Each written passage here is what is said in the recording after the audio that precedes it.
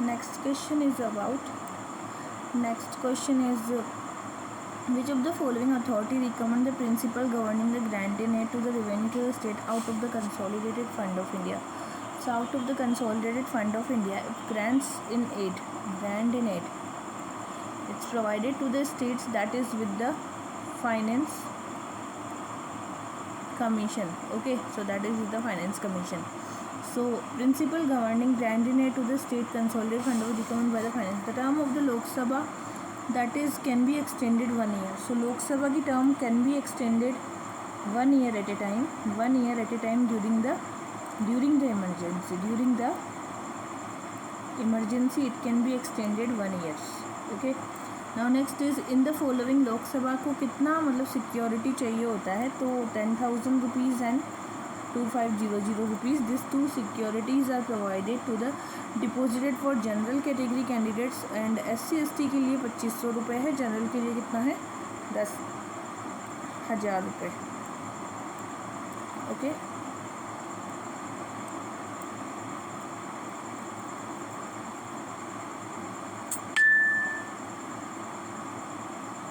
Next question है हमारे पास, 93rd amendment deal with the reservation of the backward classes. So 93rd amendment, this is deal with the reservation of the backward classes. Okay. Next one is article 16, that is no person can be discriminated against matter of the public appointment ground of race, religion and the caste. Article 29, that is about the no citizen shall be denied admission into any educational institution maintained ground of religion, race and caste. Article 30 is provided the all minority whether based on religious language shall have established the administration of the educational institution. Article 31, no person shall be deprived of his property save by authority of the law. So these are the articles which are provided here. Next one is salary allowances of the judges of the High Court, and that is judges of the High Court, and that is provided from the consolidated fund of the state. So this salary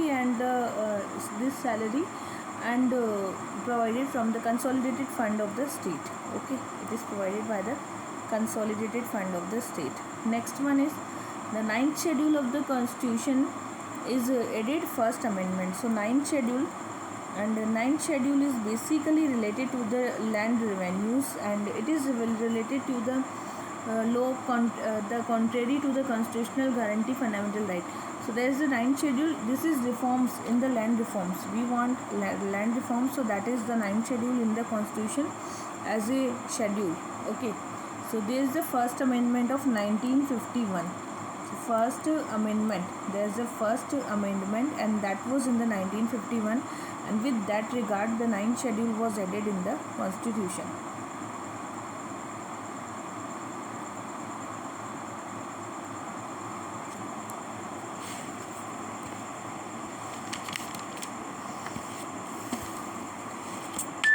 Following the joint sitting of the two houses of parliament in India is sanctioned under the article 108. Okay, so there is a joint sitting, and this joint sitting was added in the 108. The first joint sitting of the Lok Sabha and the Rajya Sabha was held in the 1961. So it was the first joint sitting, and that was added in the article 108. Okay, that was added in the article 108. The second joint sitting of the two houses of Indian Parliament held in the Banking Service Act. So Banking Service Act, and that was added the second joint sitting. Okay. Now next article is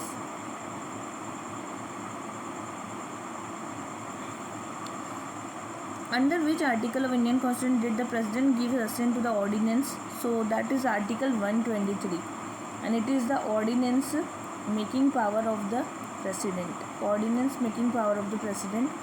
And this ordinance remains in the existence till 6 months and 6 weeks. Okay, so this is the exist which is rendered. It is necessary for him to take immediate action.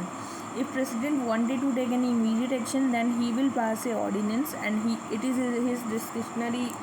It is president power. It is not exactly dictionary powers, but it will for the taking the immediate action. So he may issue such ordinance as the circumstances appear him.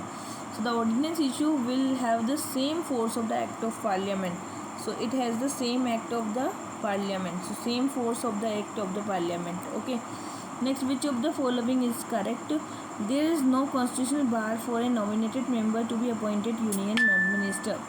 So yes, there is no bar to the nominated member. He should be the member of parliament or become in 6 months. तो जो भी ministries में जो members होते हैं they should take membership in the 6 month. So that is important thing for the member, and there is a no membership bars in this. But जैसे आपने अगर अभी आप लोकसभा में गए या राज्यसभा में गए हो, ठीक है, आपने चेंजेस लिए हैं तो आपको 6 मंथ के अंदर अंदर वहाँ की मेंबरशिप लेनी होती है. ठीक है. The power of enlarge the jurisdiction of supreme court of India with respect to matter included union list is power rest with that is parliament. तो पार्लियामेंट क्या करता है? Jurisdiction of the supreme court it can be increase with the act of the parliament. Okay. So power to enlarge the jurisdiction of the Supreme Court, jurisdiction of the Supreme Court, and that is with the Parliament. Okay. So it is under the Article 138. Under the Article 138, the Parliament by law can enlarge the power of the Supreme Court any matter of the union list. Okay. Next, what is next?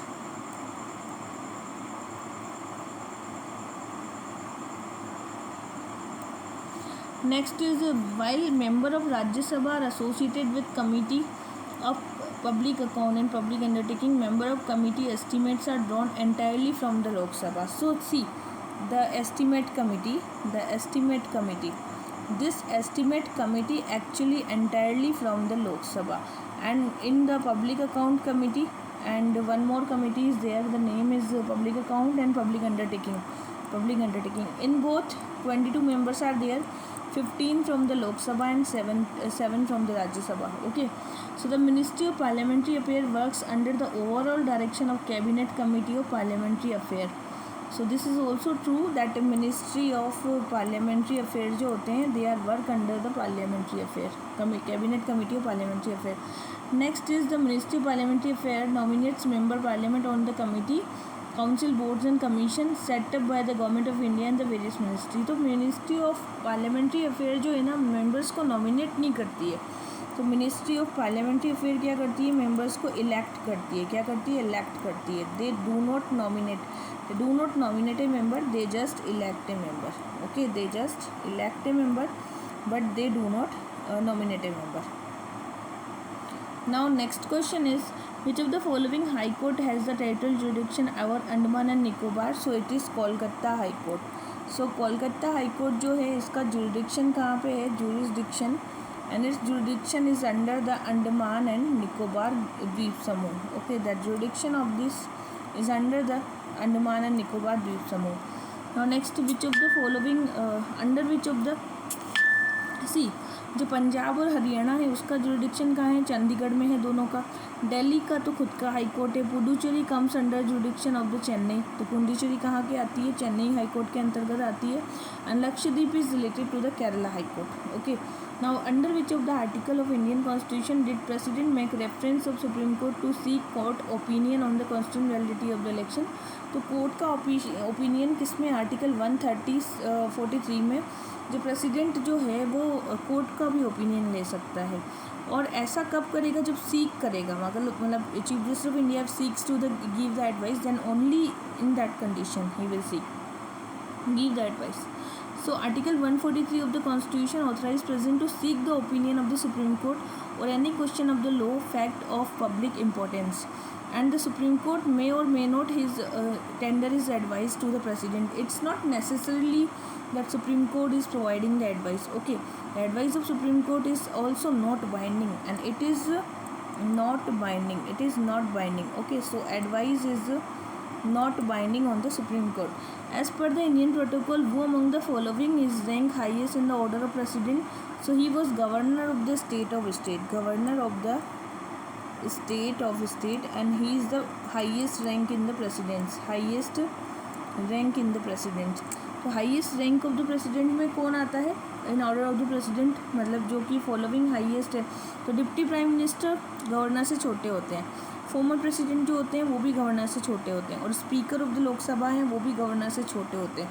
अगर ये चार चीज़ें अगर हमारे options में हैं तो हम लोग गवर्नर्स को ही सबसे बड़ा पिक करेंगे as a order of precedence में, ठीक है।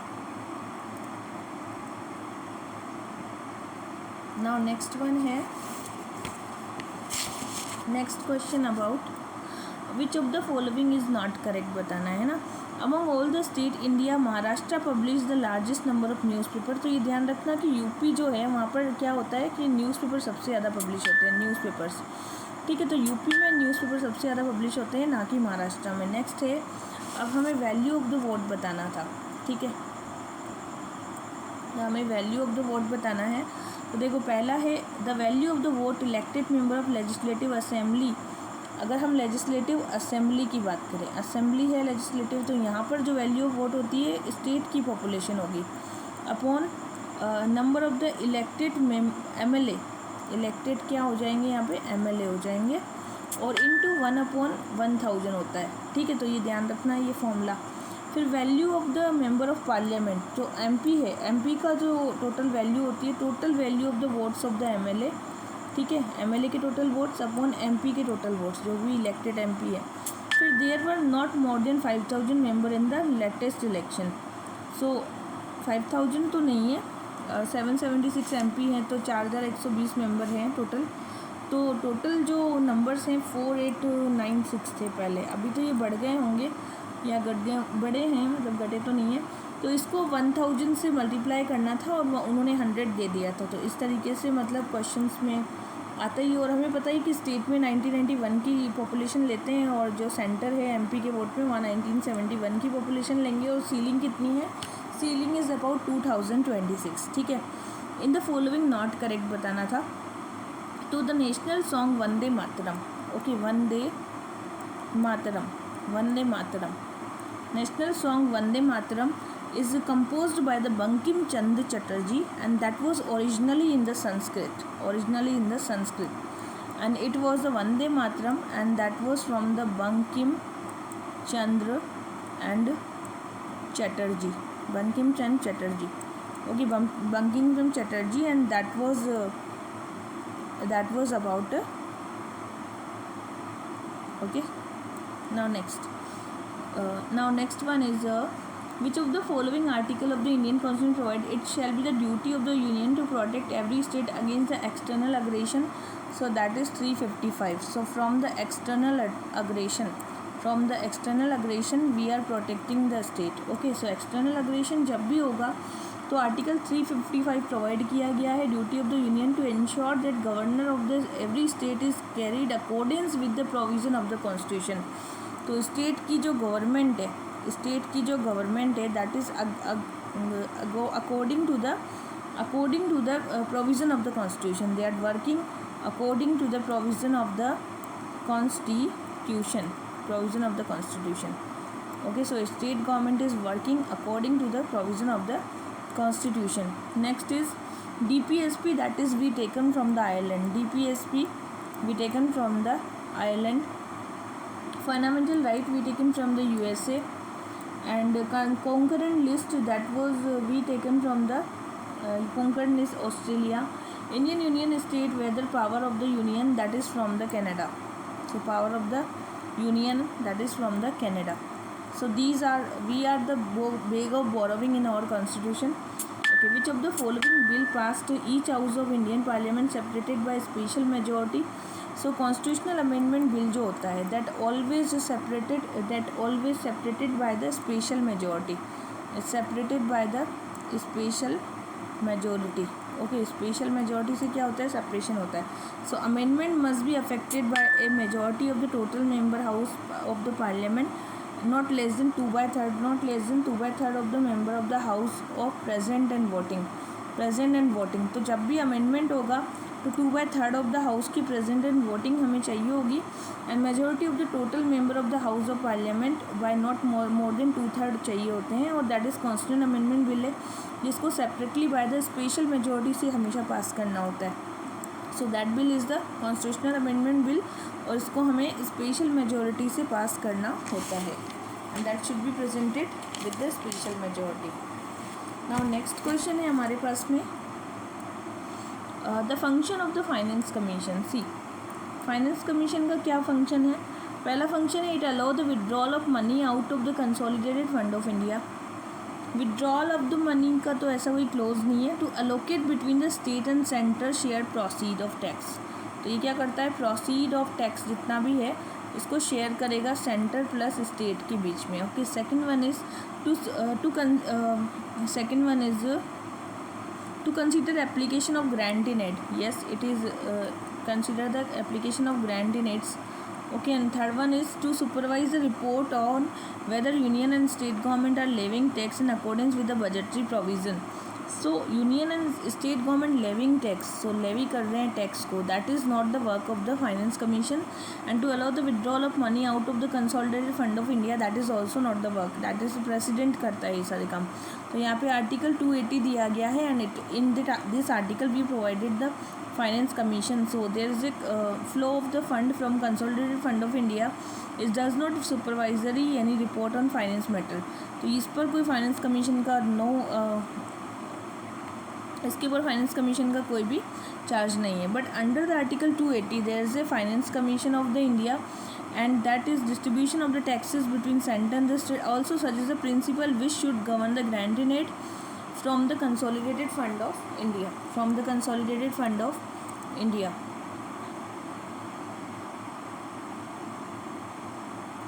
Okay, now next one is which of the following constitutional amendment are related using member of the Lok Sabha as be elected from state. So member of the Lok Sabha जो है state से ही elect होंगे, and that is under the article 7 and 31. So article 81 है and constitution amendment है 7 and 31. ठीक है. So article 81 में क्या बताया गया है कि हाउस ऑफ पीपल जो होंगे उसके मेंबर नॉट मोर देन 500 होंगे. और आर्टिकल जो 31 कॉन्स्टिट्यूशन अमेंडमेंट एक्ट है जिसमें लोकसभा के अंतर्गत 525 मेंबर्स होंगे जो कि स्टेट से होंगे, और 20 मेंबर्स जो होंगे वो कहाँ से होंगे, यूटी से होंगे, मतलब यूनियन टेरिटरी से होंगे. ठीक है. So that is the provisions. Now next one is which among the following country was earliest to given women the right to vote. That is New Zealand. तो New Zealand is a country which provided the women as a right to vote. Women को क्या दिया गया है, right to vote दिया गया है, and that country is the New Zealand. Next, which of the following schedule of Indian Constitution list the name of state and specify their territory. तो first schedule जो है इसमें क्या प्रोवाइड किया गया है, list of the state provide किया गया है, एंड द यूनियन टेरिटरीज भी यहाँ पर बताया गया है. तो जब भी कोई नया स्टेट बनाना होता है तो हमें अमेंडमेंट किस में करना पड़ेगा, फर्स्ट शेड्यूल में करना पड़ेगा. ठीक है. So first schedule of the constitution, जिसमें सेकंड शेड्यूल में तो क्या प्रोवाइड किया गया है, एमोल्यूमेंट्स एंड सैलरीज. थर्ड शेड्यूल में oath and affirmation of the old dignitaries, and fourth schedule में क्या है, allocation of the seats in the Rajya Sabha. Okay. Next is the Indian public finance is considered.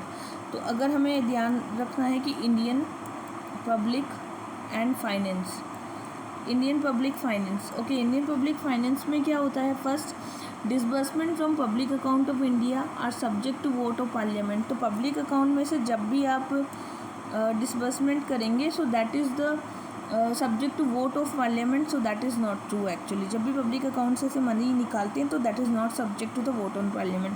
The Indian constitution provide for the establishment of the consolidated fund of India and the contingency fund of India. That is true. Appropriation and disbursements under the railway budget are subject to same form of parliamentary control as the appropriation from the disbursement. So these both are actually true, but disbursement of the public account of India is not subject to the vote of parliament. Okay, so public account का जो पैसा होता है that is not subject to the vote of the parliament. All right. Next is which of the following is not correct. In Lok Sabha, no confidence motion has set out the ground of which. तो no confidence motion कहाँ आता है पता ही है हमें.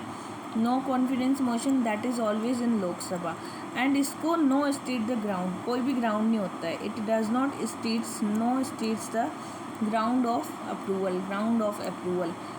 तो इसको बताना नहीं होता है, ये तो अपने आप ही आ जाता है, ठीक है। So no need to set the ground of no confidence motion, this is needed the case of censor motion. जब भी सेंसरिंग करेंगे गवर्नमेंट की, उस समय क्या बताना होगा, ग्राउंड बताना होगा कि किस ग्राउंड पे आप गवर्नमेंट की सेंसरिंग कर रहे हैं, ठीक है। It means that they should enjoy the support of the majority of the Lok Sabha member, ठीक है। And the procedure of the no confidence motion mention in the rule है 198 in that no confidence motion is mentioned and conduct of the business rule of the Lok Sabha, ठीक है। So there is the no confidence motion is measured in the Lok Sabha, mentioned in the Lok Sabha. Okay, this rule number 198, that is important to be in your mind. And there is no ground to be approved. Now next is the highest criminal court of district is the session court. अब district में जो highest court होती है वो कौन होती है, session court होती है। So that is actually true. And the district जज are appointed by the governor. तो डिस्ट्रिक्ट के अंदर जो जजेस होते हैं वो कौन अपॉइंट करता है, इनको गवर्नर अपॉइंट करता है। So that is also true. A person to be eligible for appointment district judge should have a pleader of the 7 years. कितने 7 years तक। 7 year में क्या होना चाहिए, प्लीडर होना चाहिए। Pleader of the 7 year officer in the judicial service, yes ये भी सही है। एंड व्हेन द सेशन जज award death sentence it must be confirm by the high court. तो डेथ सेंटेंस वाला जो मैटर है यहाँ पर कभी भी सेशन कोर्ट अपना डिसीजन नहीं दे सकता है, हाई कोर्ट में से इसका क्या लेना पड़ेगा, हमें अप्रूवल लेना पड़ेगा। In that case only we can provide the death sentence, okay. Now next one is the speaker of Lok Sabha has the power adjourn sine die but on the prorogation the only president who can summon the house. तो yes, तो देखो speaker जो होता है ना वो adjourn कर सकता है हाउस को, एडजॉर्न साइन डाई, लंबे समय के लिए एडजॉर्न करना है, एडजॉर्न साइड है।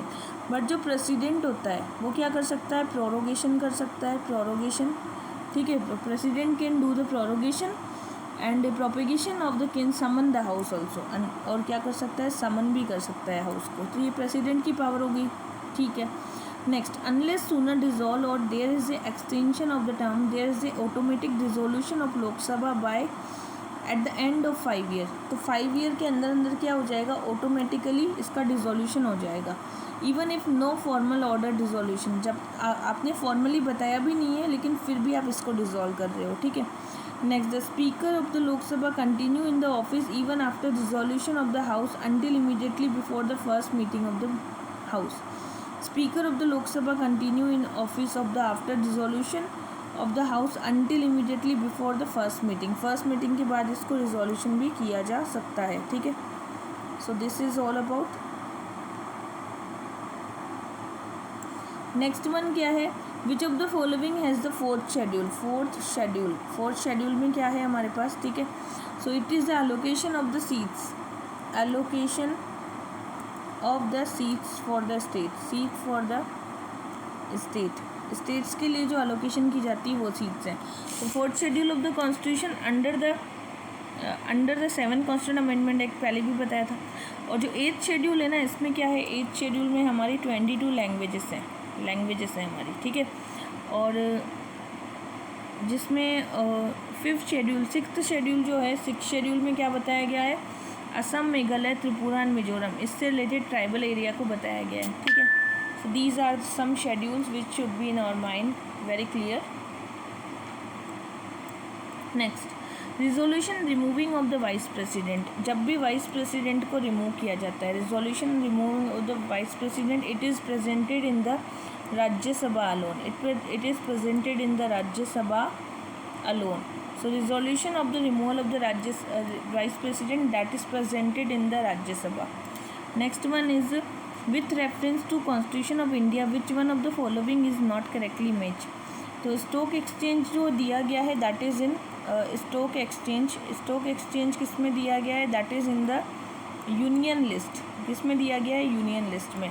सो stock exchange is given in the union list, okay. Stock exchange is given in the union list. Now next दिया गया है superintendent direction of the free and fair election. ये कौन करता है, इलेक्शन कमीशन। तो क्या करेगा, एक तो करेगा superintendent,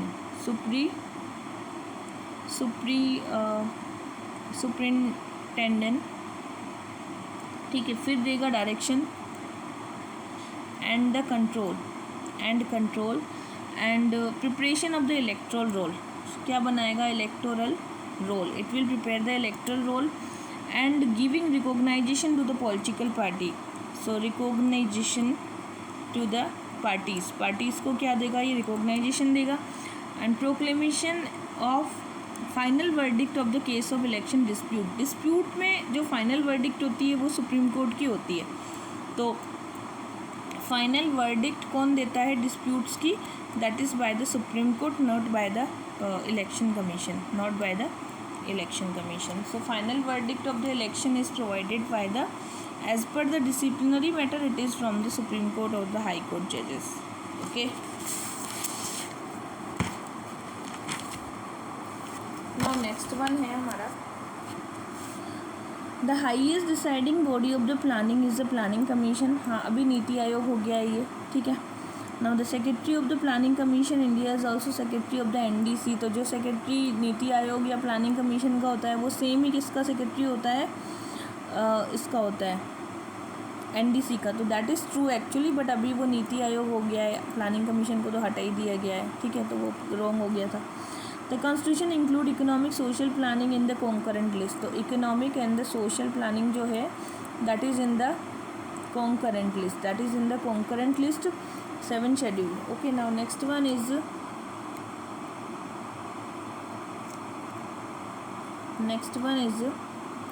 with reference to Indian Parliament, which of the following not correct? The appropriation bill must be passed by the both the house. तो ये wrong है actually. जब भी appropriation bill आएगा, so appropriation bill must pass by the Lok Sabha. Okay, so appropriation bill must be passed by the Lok Sabha. ठीक है.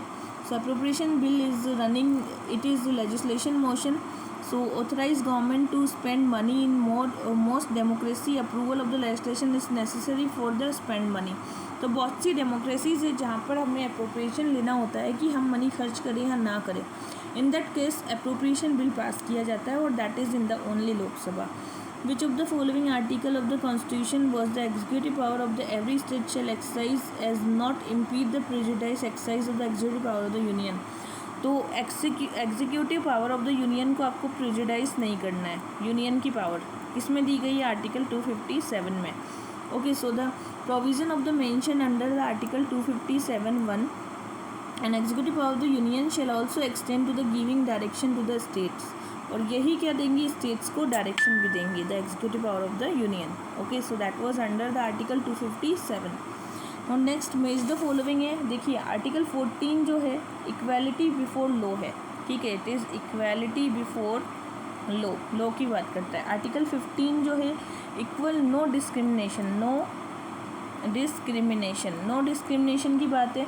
Article 16 जो है दैट इज़ अबाउट द मतलब आर्टिकल 17 तो अनटचेबिलिटी से रिलेटेड है और 16 जो है that is about the employment. Okay, now next one is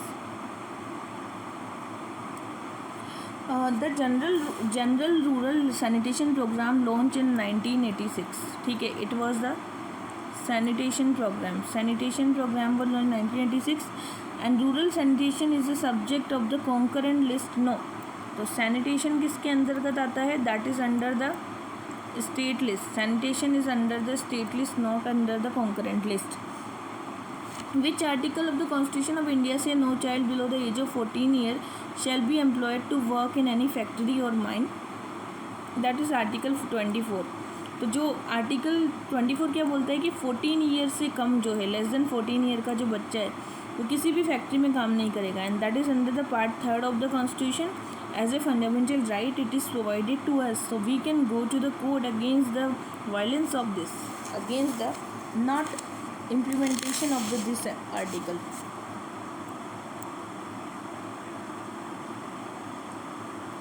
Next one is according to National Human Rights Commission 1993. So only a retired judge of the Supreme Court of India will be the chairman of the National Human Rights Commission. So it was implemented 1993 Act and chairman and 4 member 1+4 का था. अभी ये change भी हो गया है थोड़ा बहुत. सो chief justice of high court हो सकता है, 2 मेंबर होंगे जिनको नॉलेज होगा, प्रैक्टिकल एक्सपीरियंस होगा and national commission of minority SC ST women's भी इसके मेंबर होते हैं, एक्स ऑफिशियो मेंबर्स होते हैं, ठीक है। वो among the following was never the Lok Sabha speaker, तो के वी के सुंदरम नहीं है, ढिल्लों है, बलीराम भगत भी हैं, हुकुम सिंह भी हैं, ठीक है। के वी के सुंदरम जो थे, K V K Sundaram was never the speaker, ठीक है। वो hold the records as a first law secretary, तो ये कौन थे? सुंदरम, ये फर्स्ट लॉ सेक्रेटरी थे, but he was never been the speaker. Okay, now next one is department of women and child development जो है, ठीक है, that is ministry of health में आएगा क्या? नहीं आ सकता, वो मिनिस्ट्री ऑफ वुमेन में आएगा। Department of official language ministry of external affairs में आता है। मिनिस्ट्री ऑफ ह्यूमन रिसोर्स में तो नहीं आता है, लैंग्वेजेस है तो होम अफेयर्स में आता है actually. Department of drinking water आता है ministry of rural and drinking water में, ना कि मिनिस्ट्री ऑफ वाटर रिसोर्सेज में। अभी ये मिनिस्ट्री ऑफ जल शक्ति हो चुका है, ठीक है, नाम इसका मिनिस्ट्री ऑफ जल शक्ति हो चुका है।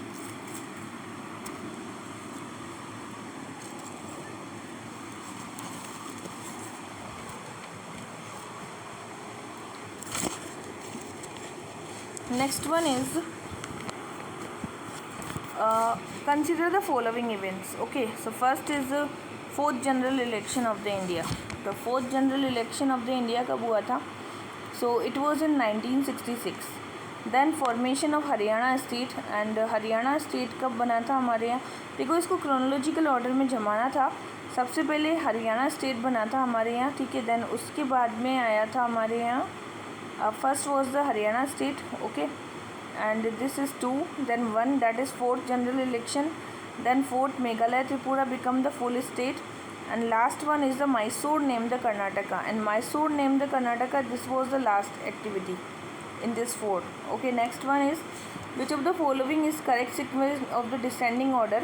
देखो, सबसे पहले जजेस ऑफ द क्या आएंगे, 8 मिनट, तो सबसे पहले कौन आएंगे? जजेस आएंगे, ठीक है। जजेस के नीचे कौन आते हैं?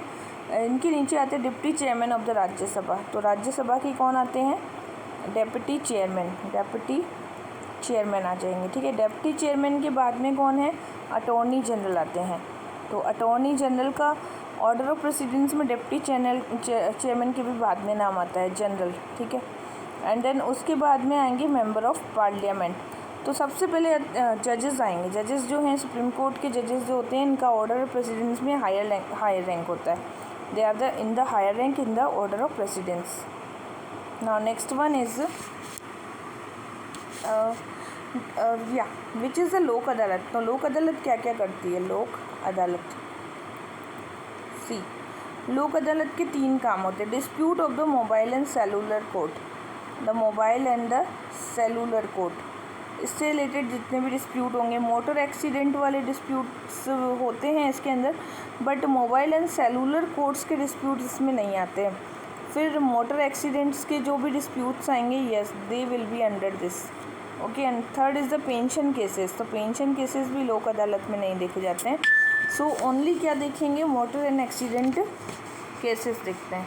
तो फिर भी जैसे सीन्स लोक अदालत हेल्ड इन मद्रास 1986 3 से 1985। Lok Adalat have exclusive organised for the settlement of motor and pension. Lok Adalat has been constituted but was never held, तो पहले होती है लेकिन वो इसके अंतर्गत नहीं आती है, उसकी अलग से सेल होती है, ठीक है। Now next one is the part 9, what is talking about part 9 of the Constitution of India, provision for the panchayat. Yes, it is the provision for the panchayat, and that is inserted in Constitution Amendment 1990 and 2. Okay, and part 9A, that was constituted the municipality under the 243 and Q, that was considered municipality, municipal council and municipal corporation for the every state.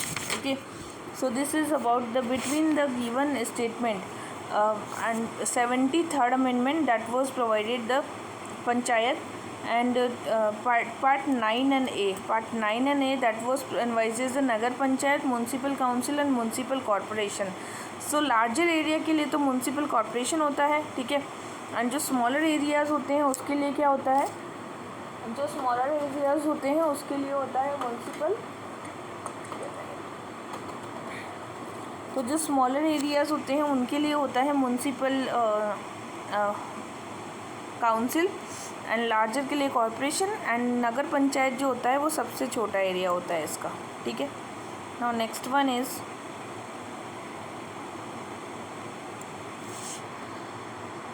Article 371A and 371I, that is inserted the constitution meet the regional demand of Nagaland, Assam, Manipur and Andhra Pradesh. So this is actually true. This is for the Nagaland and Manipur and Assam, ठीक है। Next, Constitution of India and United States of America advises dual polity. क्या dual polity होती है क्या United state America और constitution of India में? तो नहीं होती है। The union of the state but the single citizenship, dual polity, single citizenship. अब सिंगल सिटीजनशिप तो इंडिया में होती है बट अमेरिका में तो नहीं होती है। A naturalisation citizen of Indian can never be deprived of citizenship, so that is not true. Nationalise citizenship को भी आप डिप्राइव कर सकते हैं, you can even though deprive the naturalisation citizenship of India, okay. Now next one क्या है? Article 301 pertain to right to property. So it is 301? No, it is 301 that pertain the right to property. That is pertain the right to property. Okay. And right to property is a legal right. Yes, it is a legal right. Absolutely true. But not a fundamental right. और ये fundamental right नहीं है। हाँ, इसको हटा दिया गया था। Exactly. Article 300A was inserted in Constitution Amendment. Yes. It was 44th amendment when it was added under 1978 44 amendment it was added. So these two informations were actually correct. Now next one is the Constitution Amendment 88 Act was acted to, it is acted to empowering the center to levy appropriate the service tax. It is for the levy and appropriate the service tax, levy and appropriate the service tax, and that was under Article 268A and inserted 88 Constitution Amendment, and that was 268A, service shall be levied and but tax shall be collected and supported both the center and the state. तो दोनों centre और state के बीच में क्या किया जाता है? टैक्स को कलेक्ट भी किया जाता है एंड लेवी भी किया जाता है, ठीक है। Now next one is consider the following statement. The constitution India was the कितने पार्ट हैं अभी? 25 पार्ट्स हैं, नॉट 40। देयर इज़ 395 आर्टिकल, तो अभी ये हो चुके हैं 452 articles, okay. Now it is 9th and 10th and 11th and 12th schedule were added with the amendments. तो यस, 9th भी अमेंडमेंट से आई थी, 10th भी अमेंडमेंट से ही आया, 11th भी और 12th भी। सो ये चारों की चारों schedules, in all the both 4 schedules are comes from the amendment. So we can say that 9th schedule was with the first amendment and 10th schedule was come disqualification member 52 amendment बताया था 1985 में, and 11th schedule that was added 29 subjects and that was for the 73rd constitutional amendment, and 12th schedule was 74 constitutional amendment and there was 18 subjects were there, okay. So this is all about the schedules. And who among the following chairman of the Union Constitutional Committee of the Constitution Assembly? So Jawaharlal Nehru, and he was the chairman of the Constitutional Committee. He was the chairman of the Constitutional and Committee. Okay, so Jawaharlal Nehru was the chairman. Drafting committee के कौन थे? Doctor Ambedkar. Steering committee के doctor Rajendra Prasad. And union constitutional committee के कौन थे? It was Jawaharlal Nehru, okay. Next question की तरफ चलेंगे। See the constitution India's United state of America came into force 18 and 10, so that is not true. All revenue bill must be originated in the House of Representative of the US Congress. So all the bills must be originated in the House of Representative of the USA. So that is true. George Bush is the only president in history of the United America. So George Bush नहीं थे only president, ठीक है। So ये question थोड़ा old है, वैसे answer पता चली गया, ठीक है। आंसर हो जाएगा ओनली 2, बुश तो नहीं थे ओनली प्रेसिडेंट। और जो constitution of United state of America था 1789 में आया था, not 1810। Okay next, the parliament of Russia is called the federal assembly. तो रशिया की पार्लियामेंट को क्या बोलते हैं? रशियन पार्लियामेंट को कहते हैं हम फेडरल असेंबली। ठीक है, Russian parliament is called as the federal assembly, that is true. The council of the federation in Russian parliament is lower house. तो काउंसिल ऑफ फेडरेशन जो है वो वहाँ का क्या है? अपर हाउस है। अपर हाउस क्या है? Council of federation. तो काउंसिल ऑफ फेडरेशन क्या है? वहाँ का अपर हाउस है। And the name of the upper house of Russian parliament is Duma. The lower house का नाम है Duma. Duma is the lower house, lower house. ठीक है, वो दोनों मतलब अपोजिटली बता रखे हैं ऑप्शंस में। So you should be in your mind this type of questions. Next है हमारे पास Netherland, it is a state general. Ukraine में सुप्रीम काउंसिल होती है, पोलैंड को बोलते हैं सेजम। तो पार्लियामेंट का नाम जो है पोलैंड की जो पार्लियामेंट है उसका नाम है सेजम। ठीक है, एंड जापान में है डाइट। जापान की पार्लियामेंट का नाम क्या है? डाइट है। ठीक है, डाइट है। Okay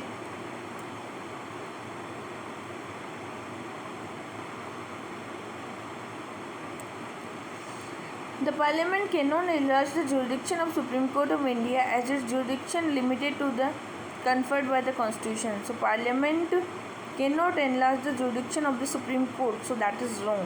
Parliament can enlarge. Parliament can also enlarge the jurisdiction.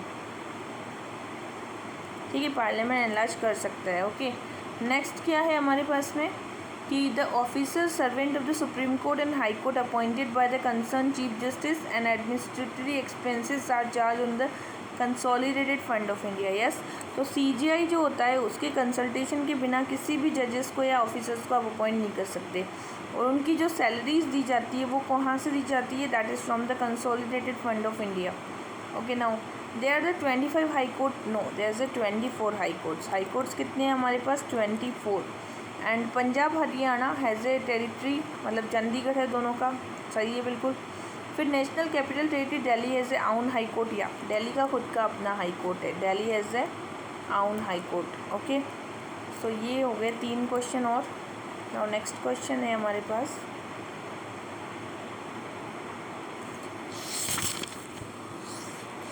who was the chief justice of India when public interest litigation, जब public interest like PIL public interest litigation को पास किया गया था उस समय जो थे PN Bhagwati as a PN Bhagwati. सो PN भगवती क्या थे? एज ए चीफ जस्टिस थे, as a chief justice of India थे। ठीक है, as a chief justice of India थे। तो PM भगवती कब बने थे? So during the PIL it was pass in that time. Now next is which of the following commission was set up the pursuance of definite provision under the article? So this is election commission। तो क्या है कि election commission जो बनाया गया था, so election commission has a definite provision about the constitution of the India. ठीक है, election commission was provision of the constitution of India under the article 324। Okay so this is a definite provision under the constitution of the India. Now, a person who has hold the office of the permanent judge of the High Court cannot plead and act any of the court before authority of the Supreme Court। तो जब भी कोई इंसान supreme court, जैसे जब भी कोई इंसान सुप्रीम कोर्ट में जज बनता है, ठीक है, तो अब वो जज बनने के बाद सुप्रीम कोर्ट का चीफ जस्टिस ऑफ जज तो बन सकता है, चीफ जज तो बन सकता है, बट वो फिर से हाई कोर्ट में नहीं आ सकता है। So that is actually true. ठीक है, now a person is not qualified for appointment as a judges of high court in India unless he has for at least 5 years hold the judicial office in the territory of the India। तो कम से कम 10 year है, 5 year नहीं है, 10 year तक उसको काम करना होगा। A person who has hold the office of permanent जज of high court can not plead act any court or before any authority of India except the supreme court.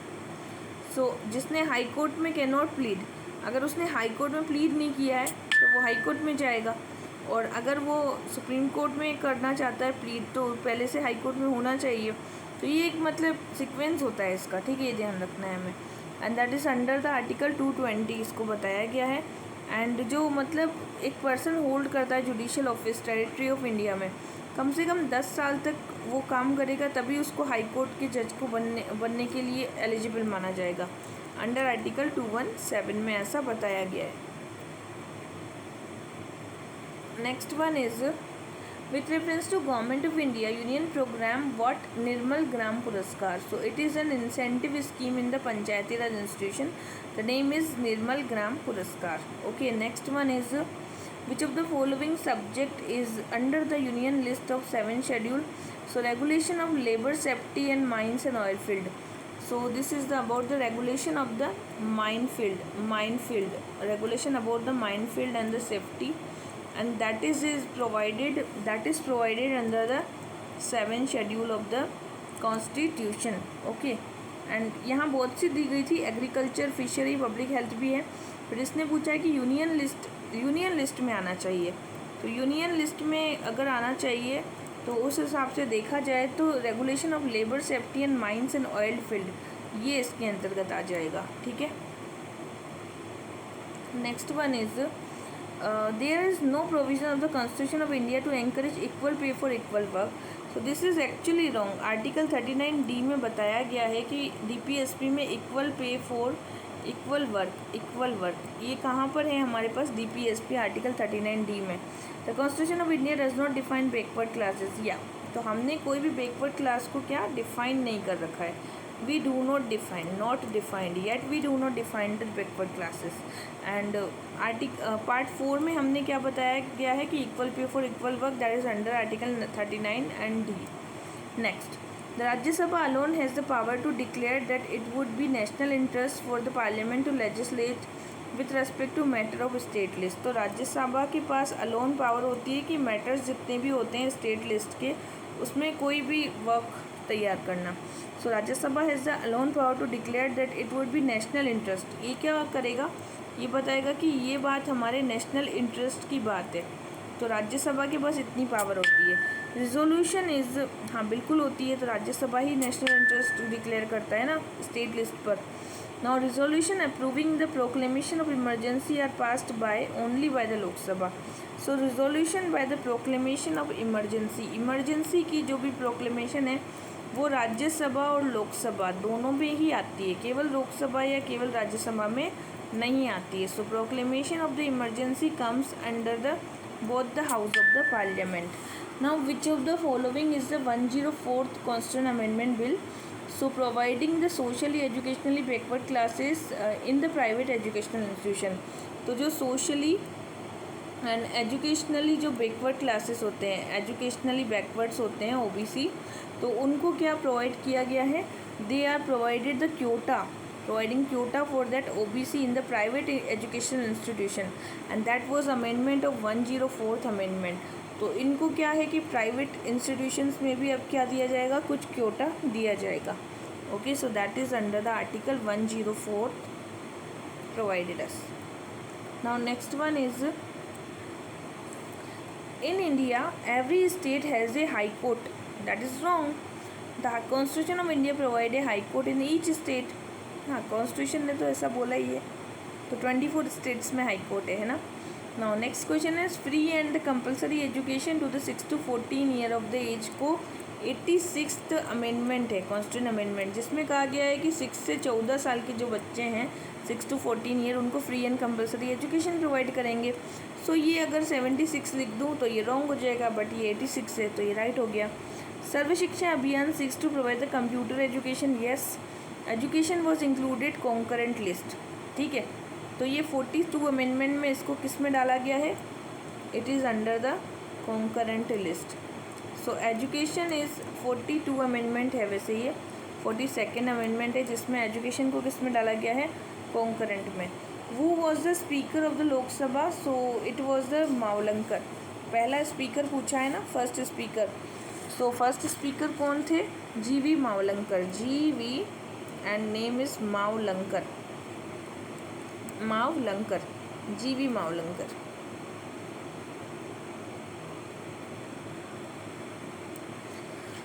Next is who among the following has the union finance ministry of India. तो कौन कौन है? देखो, VP Singh. So yes, VP Singh भी रहे थे finance minister. Second is the V Venkataraman. So V Venkataraman, yes, it was also remain. And Y V Chavan is also the finance minister. And Pranav and Mukherjee, he was also.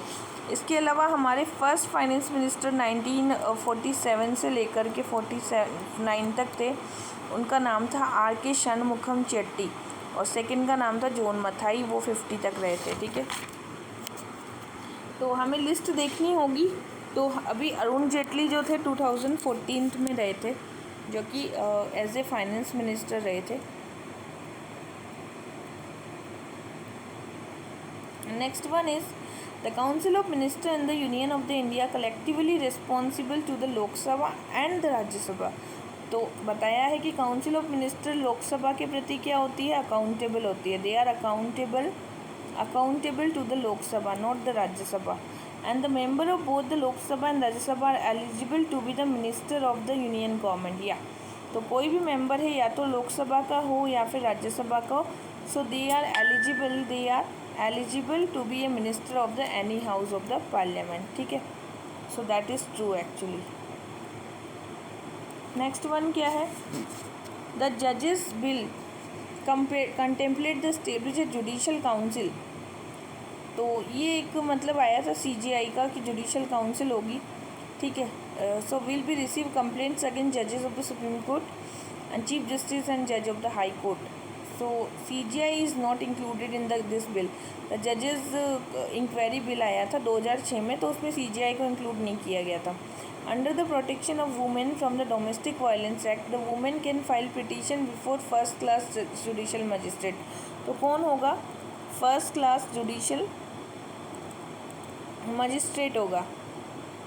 And इसके under में आप क्या कर सकते हो, अपनी कोई भी पिटीशन फाइल कर सकते हो under the domestic violence act that was in 2005, domestic violence act that is in 2005। And first class magistrate होगा, it will be the first class magistrate where you will go to put your petition. The chairman of the committee on the public account is appointed by the speaker of Lok Sabha. So जो chairman है, chairman of the committee of the speaker of the Lok Sabha. So chairman of the committee of the public account, तो public account committee जो है, public account committee, इसका chairman होता है speaker. ठीक है, स्पीकर इसको अपॉइंट करता है। So it appointed by the speaker of the India. And the committee on the public account comprises of the Lok Sabha, Rajya Sabha and a few eminent person of the trade. No, the few eminent person are not included. तो जब भी public account committee आएगी, तो public account committee जब भी आएगी, यहाँ पे लोकसभा प्लस राज्यसभा आएंगे ओनली, और ट्रेड का कोई भी मेंबर नहीं आएगा। ठीक है, नाउ नेक्स्ट वन क्वेश्चन है हमारे पास में। ठीक है, तो देखो, ministry can not be its member. देखो, जब भी पब्लिक अकाउंट कमेटी के बारे में देखना आएगा तो time period will be 1 year and minister will not be member of this committee. 22 member will be there, 50 member from Lok Sabha, 7 member from the Rajya Sabha. And public money is spent accordance with the parliament, and call attention, no waste, no extravagance, and no budgetary expenditure which should be there. So that is important thing about these committees. And single transferable vote and proportional representation, similar type of the appointments and election of all of that things. Now the size of the council of ministers should be the 15%. अभी क्या बोल रहे हैं, council of minister जो है इसकी जो size है should not exceed to the 15%। ठीक है, and total number of the member of the legislative assembly of the state, तो ये 91th अमेंडमेंट आया था, 91 constitutional amendment, and that was under article 75(1)(a), under article 91st constitutional amendment है।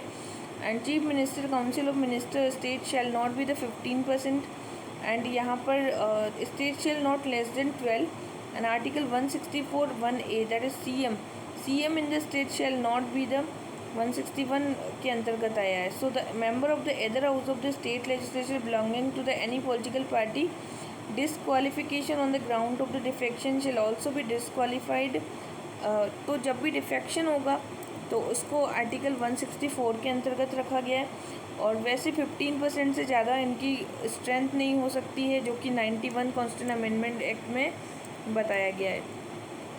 2001 I think. Next is consider about the Article 360. A proclamation of the financial emergency issued shall be expiry of the 2 months unless before the expiration of the period approved the resolution by the both the House of Parliament. जब भी financial emergency आएगी, अभी तक कभी नहीं I life में, in case में क्या होगा कि 2 मंथ में पहले इसको अप्रूवल दिया जाता है, फिर ये अनलिमिटेड पीरियड तक जाती है. कब तक जाती है ये? अनलिमिटेड पीरियड तक जाती है. ठीक है. और कब